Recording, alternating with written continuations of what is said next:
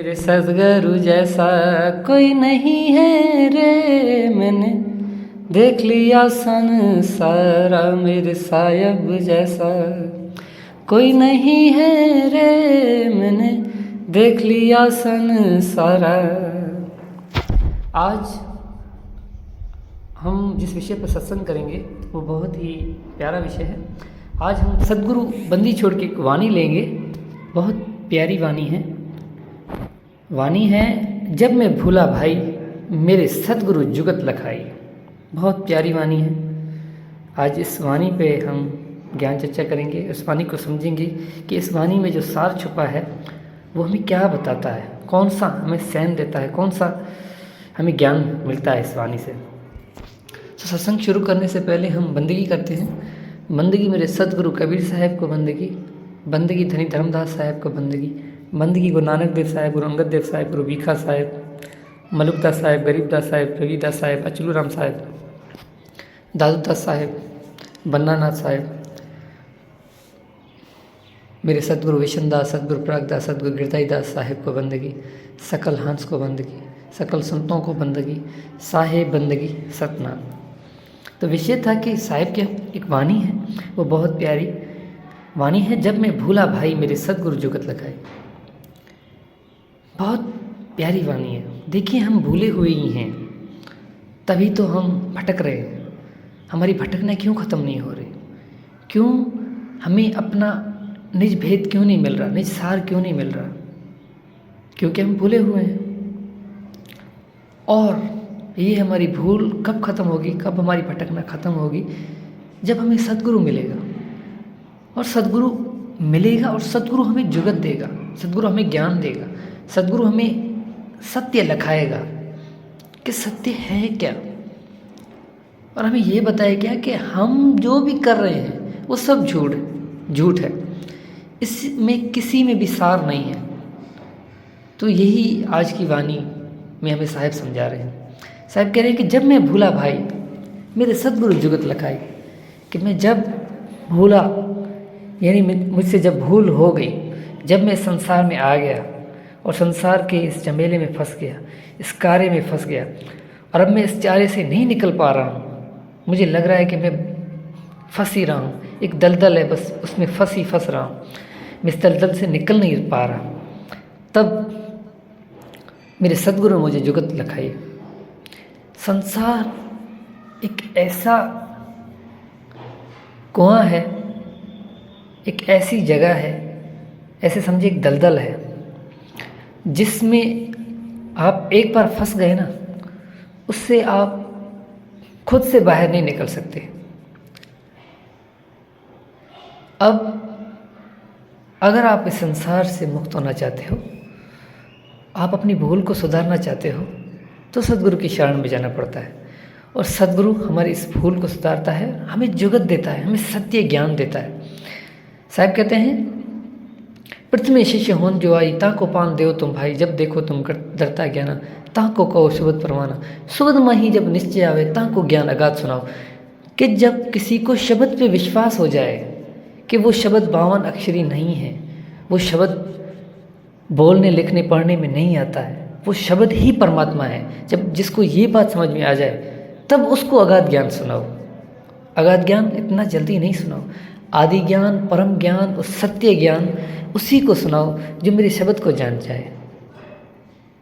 हम है शब्द, शब्द हम माई, शब्द से भिन्न और कुछ नहीं, शब्द ही तो परमात्मा है। लेकिन हमें वो शब्द 52 अक्षरी मिल रहे हैं, और हम 52 अक्षरी शब्द को ही परमात्मा समझ के बैठे हैं। यही हमारी बड़े में बड़ी भूल है। सो वाणी है, आगे साहब कहते हैं कि क्रिया कर्म विचार में झाड़ा, झाड़ा तीर्थ का नाना।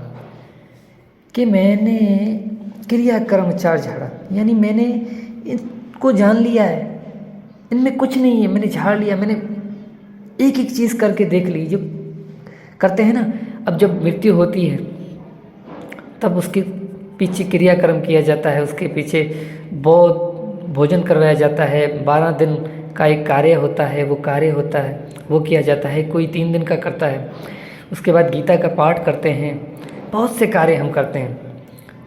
लेकिन साहब कहते हैं इसमें कोई सार नहीं है, ये सब झूठ है। झाड़ा तीर्थ का नाना। मैंने तीर्थ को भी छोड़ दिया, क्योंकि मुझे ये भी पता चल गया कि तीर्थ में भी कुछ नहीं है। तीर्थ में पानी है, क्या है, और वो पानी किस चीज़ को शुद्ध कर रहा है, हमारे शरीर को। लेकिन हम क्या हैं, हम आत्मा हैं, और आत्मा की शुद्धि शब्द से होती है, आत्मा की शुद्धि परमात्मा से होती है। आत्मा की शुद्धि जब आत्मा परमात्मा से मिलन करती है तब होती है। जैसे एक बंदा है, उसकी प्यास पानी है, इसी प्रकार आत्मा की प्यास परमात्मा है। जब तक आत्मा परमात्मा से नहीं मिलती तब तक वो ऐसे ही भटकती रहेगी, वो ऐसे ही भूख में रहेगी। तब साहब आगे कहते हैं कि सुगरी दुनिया भई सियानी, मैं ही एक भोला ना। कि सारी दुनिया सियानी हो रही है, वो समझ रही है बस क्रियाक्रम कर दिया, बेवकूफ़ बना रहे हैं। मैं आपको सत्य कह रहा हूँ, हम खुद को खुद बेवकूफ़ बना रहे हैं। हम कह रहे हैं कि भाई ये कार्य हो जाएगा तो हमारा जो पूर्वज हैं, यानी हमारे पिता माता दादा दादी, ये हम कार्य कर लेंगे कि वो स्वर्ग में चले जाएंगे, अगर नहीं करेंगे तो वो नरक में जाएंगे या ऐसे ही भटकते रहेंगे। हम खुद को ही बेवकूफ़ बना रहे हैं और कुछ नहीं। सुगरी दुनिया भाई सियानी, मैं ही एक भोला ना। ये सारे सियाने हो रहे हैं, ये पंडित हमें उलझा रहे हैं, वो हम खुद उलझ रहे हैं। हम खुद नहीं जागृत होकर समझ सकते कि इस करने से क्या हो सकता है। तो सुगरी दुनिया भाई सियानी, मैं ही एक भोला ना, मैं ही एक भोला ना हूँ, बाकी सारे सियाने हैं, साहिब कह रहे हैं। तो आगे साहिब कहते हैं कि ना मैं जानूँ सेवा बंदगी, ना मैं घंट बजाई, यानी ना मैं सेवा बंदगी में जानता हूँ, ऐसा नहीं है। आप कितनी ही सेवा कर लो किसी गुरु की, आप कितनी भी किसी गुरु की बंदगी कर लो, लेकिन अगर आप उस सत्य को नहीं प्राप्त कर पा रहे तो आपकी वो किसी काम की नहीं है। आप समझ रहे हो, मैं आपको सत्य कह रहा हूँ। अगर कोई गुरु आपको सिर्फ आप अपनी सेवा करवा रहा है, आपसे सारे कार्य करवा रहा है, लेकिन आपको सत्य ज्ञान नहीं दे रहा है, आपको आपका ज्ञान नहीं दे रहा है, मैं एक और बात बता देता हूँ, वो ये कि सेवा किस चीज़ की, क्यों सेवा करें हम। अच्छा, आपका हृदय कहे तो कर लें, लेकिन करवाई जाए वो सेवा सफल, वो किसी काम की नहीं है। अगर मैं आपसे कहूँ कि आप ये करो तो ये गलत है। आपका हृदय कह ही नहीं रहा उस कार्य को करने का, मेरे कहने से कर रहे हो, तो वो ऐसा हो गया कि बस थोपा जा रहा है किसी के ऊपर। तो यहाँ पे साहिब कहें, ना मैं जानूँ सेवा बंदगी, ना मैं घंट बजाई, ना मैं मूरत धरी सिंहासन, ना मैं पूप चढ़ाई, यानी ना मैंने मूरत धरी सिंहासन, ना मुझे किसी मूरत की है, ना ही मेरा कोई स्वरूप है, मैंने किसी मूरत का ध्यान लगा है, ना मैं किसी सिंहासन पे बैठा हुआ हूँ। या बोला जाता है ना कि भाई परमात्मा ने 7 दिन में सृष्टि की रचना की और जाके 7 आसमान के ऊपर जाके बैठ गए एक सिंहासन पर। ये सारा झूठ है।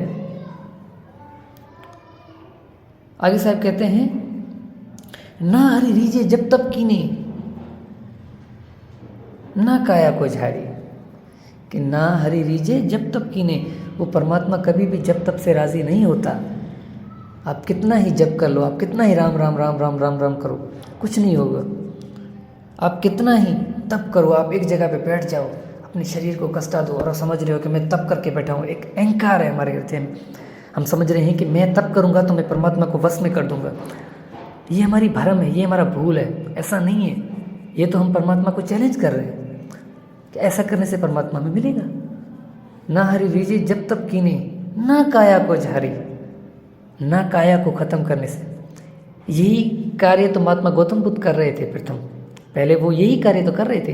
अपने शरीर को इतना गलाया उन्होंने, कहते हैं, मैंने सुना है कि उन्होंने एक चावल का दाना खाते थे डेली, सिर्फ एक चावल का दाना, सिर्फ एक। अब आप देखें, उनके बाद उनका शरीर इतना कमज़ोर हो गया कि वो चल नहीं पा रहे थे, उनका शरीर काम ही नहीं कर रहा था। तब उनके हृदय ने कहा कि अगर परमात्मा मुझे मिलेगा तो इतनी कष्ट से मिलेगा, अगर इतनी कष्ट से मिलेगा तो मुझे चाहिए ही नहीं, ऐसा परमात्मा मुझे नहीं चाहिए। मैं सत्य कह रहा हूँ, परमात्मा अगर आपको कष्ट से प्राप्त हो रहा है ना, आपको बड़ी जतन करनी पड़ रही है ना, तो भाई छोड़ दें ऐसे परमात्मा को, आपको मार्ग ही गलत मिला हुआ है। शायर ने तो कहा है साधु भाई सहज समाधि भली है। हमें सहज समाधि चाहिए, वो ऐसी समाधि जिसमें हमें कुछ नहीं करना, हम जो कार्य कर रहे हैं उस कार्य के करते करते हम उस सत्य को अनुभव कर सकते हैं। हमें ऐसा ज्ञान चाहिए, हमें ऐसी समाधि चाहिए। हमें वो समाधि नहीं जो बस एक जगह पे बैठ गए ध्यान लगा के तप कर रहे हैं, वो वाली नहीं। तो आगे साहब कहते हैं, ना हरि रीजे धोती छाने, ना काया ना पाँचों को मारे। यानी कि ना परमात्मा ये प्राणों की साधना करने से, इसमें क्या होता है आप थोड़ा देखें। मलमल कहते हैं, कपड़ा एक होता है जिसको अपने गले में हम डालते हैं और उसको बाहर निकालते हैं, उसकी सफाई करते हैं।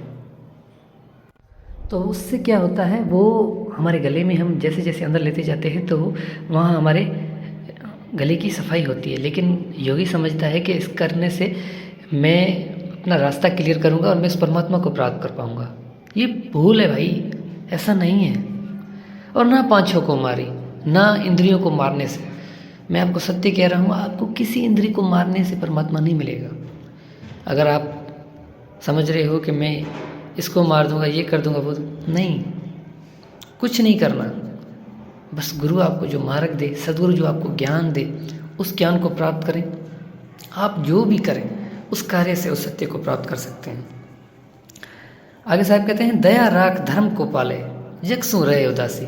साहब कह रहे हैं कि जिसके हृदय में दया है, दया राख धर्म को पाले।